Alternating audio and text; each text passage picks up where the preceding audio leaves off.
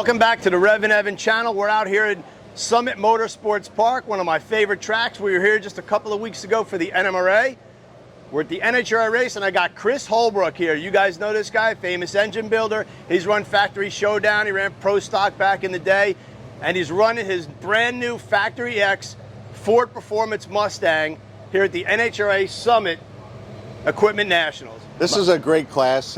It's factory body, steel roof and quarters.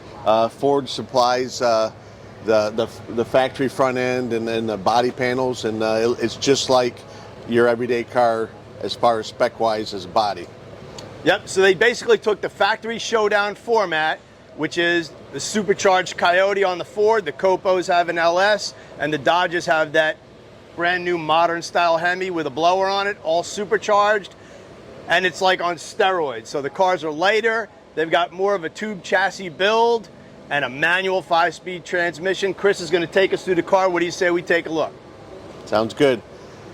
Testo North America is the world's largest manufacturer of handheld test and measurement instrumentation and software for HVAC, food safety, pharma compliance, and combustion analysis.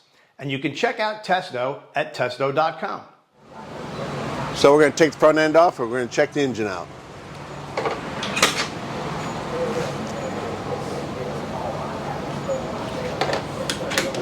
This is a brand new class for NHRA. It's still in the exhibition stage. There's a pretty good field here. They're all running low sevens at 190. One car went over 200 miles an hour so far. But unlike a Pro Stock car, which is a very specialized, naturally aspirated engine, these are basically the Showdown engines, so they share the same kind of architecture as what you'd find in a brand new Mustang or a Shelby GT500. Tell us about it, Chris. Well, it's like you say, it's a 3-liter Whipple.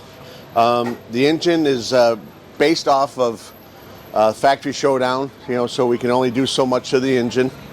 Cam lift, you can only do so much to the cylinder heads, and depending on pulleys, at the given time, you make anywhere between 1,1500 horsepower.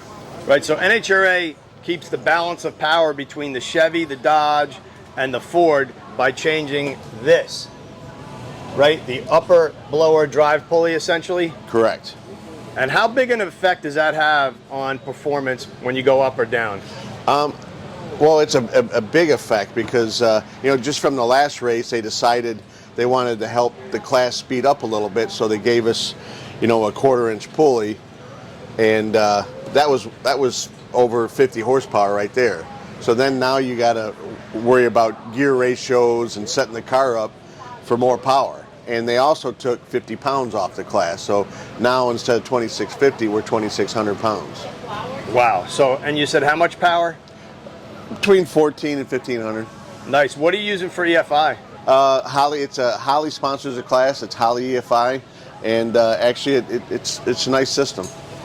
And what do you got for boost going on? Right now we're about 13 pounds of boost. Wow, so is there an RPM limit? Because in Factory Showdown there's an RPM limit, right? Yes, there is also in this. 10.2 is the RPM limit. Okay. Would this benefit from going higher? Oh yeah, we've been up at 11,000 before. Wow, so you shift this thing pretty much on the, not on the chip, but at the chip. Yeah, about 10,150. Wow. Is the engine exactly identical to a Showdown engine? Yeah, it has to be, except, like I said, the pulleys, but as far as the engine, they're same as Showdown. Okay, and then the Showdown cars are what, like right around 3,500?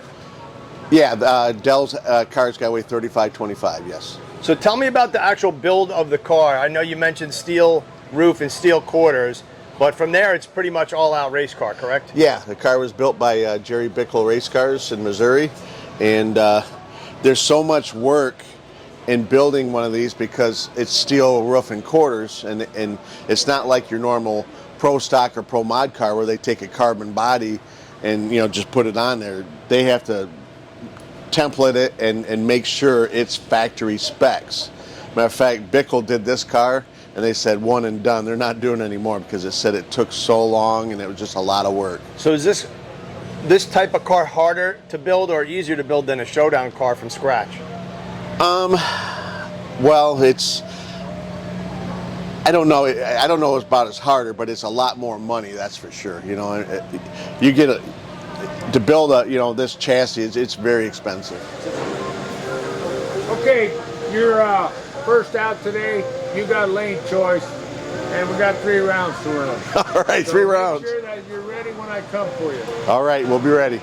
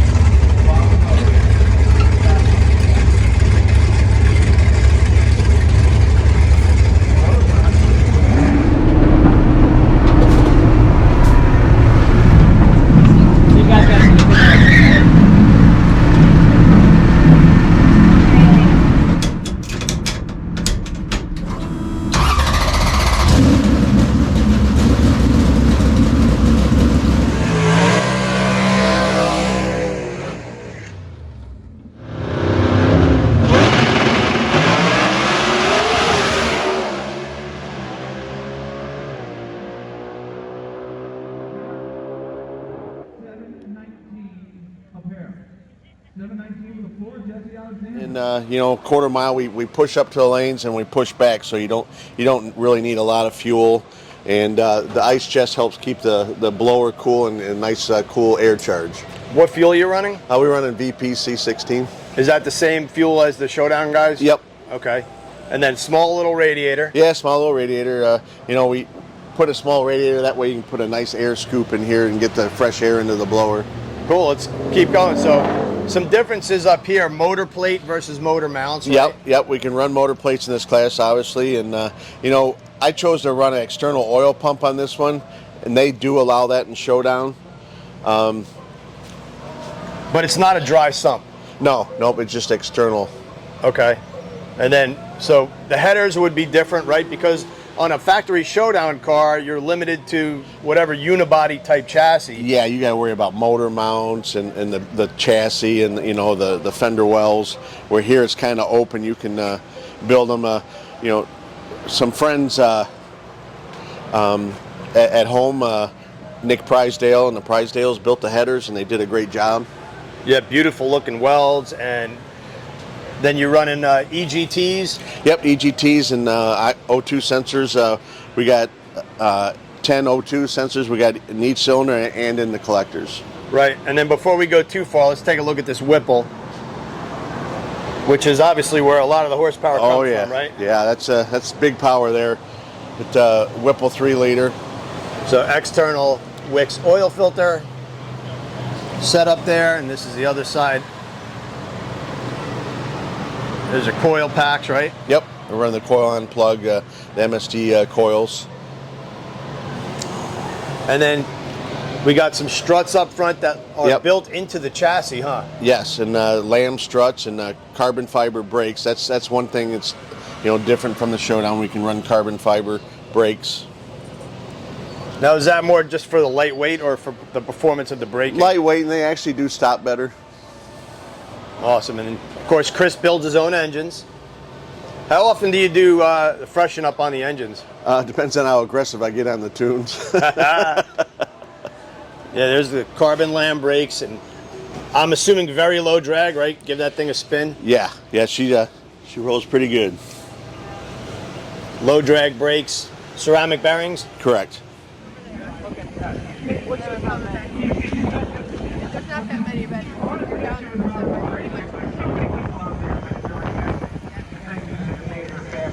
For this amazing promotion.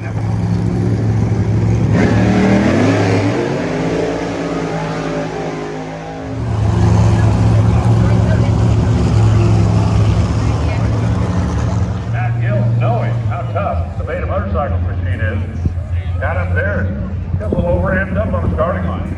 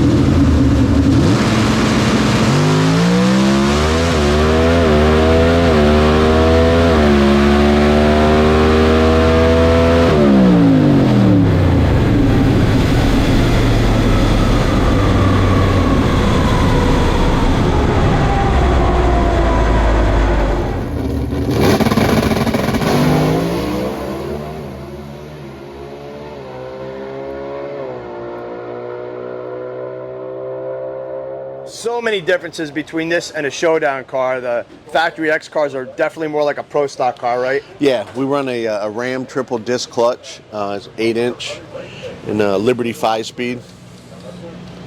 Oh, that's cool. And Bore Products bell housing, where Dell works there, so oh, there you go. we got to give him some love. Much easier to work on than the showdown cars, right? Yeah, for sure. It's just more work because, you know, we usually service, you know, Mike and the guys service the clutch between rounds, sometimes every other round. Right, and you could see the sturdiness of the. Would this be considered like a double rail? Yes, frame? this is a double frame rail car. Okay. And air bottle for the chutes? Yeah, for the chutes, and then NHRA requires a safety device. The air has to be on before the ignition even will come on. And then also, when you're going through the traps, if something happens and you can't get the chute, it's got an automatic system that deploys the chutes. Oh, that's a pretty good safety feature. So clearly the doors come off. Yes. Chris, talk to me about instant action. I think some of the of your followers and fans will know what that means, but for those who don't, go ahead. Yeah, that was my dad on all his Cobra Jet cars back in the day. You know, he was instant action, and matter of fact, they did a Hot Rod magazine on him in '75, and they named him, from doing all the Cobra Jet engines, Captain Cobra Jet. And he's always had instant action, so, you know, to attribute to him, it's on the car. Instant action. And Chris has had that on a bunch of his race cars, and it looks fantastic on here. Chris, correct me if I'm wrong, but one of the biggest challenges of this class is that 10.5-inch small tire. Yes, it's very tricky, especially with the clutch, getting them off the starting line and keeping them stuck to the track. A lot of the competitors are wanting to switch to a bigger tire to make it easier for them, but I think it's a deciding factor, you know, in getting the cars down the track. So you like it? I kind of like it, yeah, you know, because, you know, there's a lot of pro stock guys in this class, so if you give them their tire, they might dominate, you know. Right. And I mean, they are tricky, you know. I mean, it can bite you in the butt real quick, and it takes some thought process to make it work. Chris, what are some of the other challenges about Factory X? Well, the wicker, NHRA requires a 1-inch wicker, and I think it's just a little overkill. It puts a lot of drag on the car, especially at top end, and it slows them down quite a bit. Does it add, I mean, obviously it adds downforce, and that they're looking for a safety factor? Yeah, I think that's most of it, you know, but 1 inch is a little overkill, I believe. What would you like to see? I mean, at least knock it down to a 1/2 inch, you know. How much mile an hour does that really slow you down? Oh man, I think, you know, if you went from 1 inch to a 1/2 inch, I'd say 4 or 5 miles an hour. There's that much speed to be had in a 1/2 inch of rear wicker. Correct. Oh my God. Now, is it the same for all the brands? Yes. And then twin chutes. Twin chutes, yep, and they're air launched, and stops the car, helps stop the car. That way you don't have to apply much brake pressure, just rely on the chutes. So air launch, so you have a button on the steering wheel, or is it automatic? I got it on the steering wheel, but if I don't push the button, it's got a safety device that will deploy them. Right. Wheelie bars, of course. Is there a rule on the length or anything like that? Yes, there's a length on the wheelie bars. I think it's 61, 62 inches. These are titanium on the lower and steel on the upper. All right, now, Chris, fun factor. How fun is it to drive this car? Oh, it's a blast. Yeah, you're definitely busy in there. You're letting the clutch out and rolling gears, and then all of a sudden you're at the top end and you got to get the shootout, you know. But you're definitely busy in there. So you can see the access hole to the clutch is right there. So you can get in there and adjust the clutch without taking the trans and the bell housing completely out. But it is very accessible with the dash out of the car. Here's the shifter rods on that Liberty Equalizer 5-speed, and Chris is going to take us through a run. So Chris, what do you do in the car? Well, you know, first of all, I turn the power on, and I got an O2 switch. I turn on and it warms up the O2s so they'll work properly. And then turn the fuel pump on, the ignition, and fire it up, and make sure you get the intercooler chiller on and the water pumps. And again, you know, the ignition will not come on unless the bottle's on, so that's a nice safety feature. And then, you know, usually we go in the burnout box and roll it in, and I'll go into third gear. And I start out in third gear and shift fourth and fifth and just let it come out. And so you set the line lock, dump the clutch, and then boom, boom, up into fifth? Yep, up in fifth, and let it roll out. And, you know, depending on track temp and where you're at, you'll decide if you're going to do a longer burnout or a shorter burnout due to temperature. So after the burnout, this is your reverse. You got to pull that back, and you're looking down track, make sure you're in the center of the groove, and then you got to, most of your guy out there, you know, if you got to get it a little over the left or right, and he's guiding you, and then you stop, and then you push in the clutch and get this up in first gear, and they measure the wheelie bars. And then you roll in and light the top bulb, set the brake pressure, and then wait for the other guy. And then you go in to light the second bulb. You just kind of ease it in with the line lock and the clutch, and then mash it. Tree comes down, you go, and then just shift away.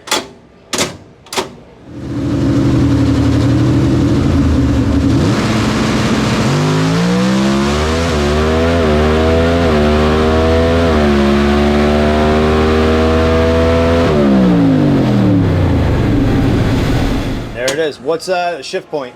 About 10-150. And what's the launch RPM? Depending on the track, but you know, 5 to 5,500. These things make so much torque that you don't really have to go quite as high. Well, because you got that tire to deal with, it's tricky, you know. I mean, we haven't had much testing. I think it'd be better on some tracks if we leave higher, but we just haven't been there yet. Why would it be better if you leave higher? Well, it's just getting it up in the power band, you know. That way it accelerates quicker and gets you into low gear or second gear faster. Nice. So then you truck on down there in fifth gear. This is a clutchless style manual transmission. Yeah. So after fifth gear, you can let go of the trans, or let go of the shifter, and then go through the traps and you push in the clutch and hit the chute. Do you have to hold it in fifth gear? No, you don't have to hold it. Awesome. And then obviously you have a secondary. That would be the chute lever if you wanted to use it manually. Yeah, that way if the air system don't work, you manually throw it. So Chris, you got the Max Pappas MPI steering wheel, and you got some buttons on there. So what's the red and the green? The green is your line lock, set your brake pressure, and the red one is your parachute. Gotcha. I didn't know if that was like Christmas or if that red was the oh crap button. Well, it could be an oh crap button. And then you got a shift light right in your eye, and then that Holley dashboard right there. Right. Billy, what's Billy called me for? He's up pretty early for being out partying last night. Oh, that's cool. So Chris, tell me about the dash. I'm assuming that's configurable? Yeah, you know, you got your oil pressure, you got your tack RPM, you got your O2s. Be honest with you, I don't look at it much. I check the gauges, before I roll in the burnout box, make sure we got oil pressure. But other than that, I think most of us drag racers, it's fire the motor, it's got oil pressure, the next thing you're going to look at is the shift light, that's about it. Yep, I go by ear on the burnout. And really too. Okay, you're first out today. You got lane choice, and we got 3 rounds to run. All right, so 3 rounds. Make sure that you're ready when I come for you. All right, we'll be ready. didn't see that. So Chris, after you come back from a run, what's the protocol as far as checking the data, maintenance? What do you do after a pass? Well, I download the data from the Holley, and also take the card out of the race pack and go get it downloaded. The guys that get it up in the air, take the clutch cover off, get it cooled down, pull the spark plugs, look at everything, and then try to get ready for the next round. So Chris, what are some typical changes that you would make between rounds? Well, sometimes we service the clutch between rounds, depending on how bad we slipped it. Definitely clutch changes, counter or base. Sometimes we'll do gear ratio changes, depending on track conditions. So it can be a challenge. So Chris, you qualified 5th here, and you ran a 7:19. Correct. And the guy you raced first round also ran 7:19, a scotch quicker, right? Yes. Yep. But you got the win. You drove around him. Yeah, he drilled me on the tree. I was a little sleepy last night, but thank God we went around him. So yesterday was pretty hot and humid. Today it is a little bit cooler, a little bit drier. What changes are you going to make to the car, and what are you going to do to look to tighten up that reaction time? Well, I go my left foot a little quicker, hopefully. But depending on the, I don't know on the clutch yet, and I think we're going to leave the ratios alone. I think we're pretty good, but clutch, that's just, I kind of decide that, towards about half hour before we're going up. Gotcha. Now, you mentioned ratio, so unlike the factory showdown cars where you run an automatic transmission, you of course could change transmissions, and you can change the rear gear, which most guys probably don't do once the weekend starts unless there's a massive swing in weather. With the Liberty, you can change pretty much all the gear ratios in the trans except for high gear, and also the rear end gear. So that's what you're talking about? Yeah, correct. Like last night, we really needed some more rear gear because we only went through at 9,900 because the air was just so thick and there were so many water grains. So, we really needed more gear, but we got lucky and we got the win. Ran big top speed too. Yeah, we did, but we could have went more, Chris, with the class being so new, there's a huge learning curve. So the cars are, you see some guys running 720s, 30s. Turk ran a 7.0 at over 200 miles an hour. Where do you see this class really evolving to as far as ET and speed? Well, I think eventually, it's going to be a 680, 690 class. Once everybody gets a handle on everything. We really don't have the time or money to test. So we come to the track, we're testing, and it's difficult sometimes, but usually we make some good decisions, and, it works out pretty good. How many passes do you have on the car total? Oh, man, probably about 30. Which is nothing in a class like this. No, there's other teams in this class, they'll go make 30 passes in a weekend, testing. So all things considered, you're doing pretty good, and you're down to 4 cars, right? Yeah, not too bad, and we got 2 more rounds to go. Also in this class, Jessel doing a 200-mile-an-hour club, $10,000 for the first, and then they pay on down to, I think, down to 5,000. ARP's doing a 200-mile-an-hour, or 6-second club, I'm sorry. And same thing, 10,000 for the first 6-second pass. That hasn't been claimed yet. Turk and Alan Johnson did the first 200 last year, but there's still some spots open. And then, we always got to plug Varsity Ford. They've always been there. Lou Stanford's the greatest. We got Ford Performance. They're great people. They've helped us. And Weldon Fuel Pumps. And Weld Wheels.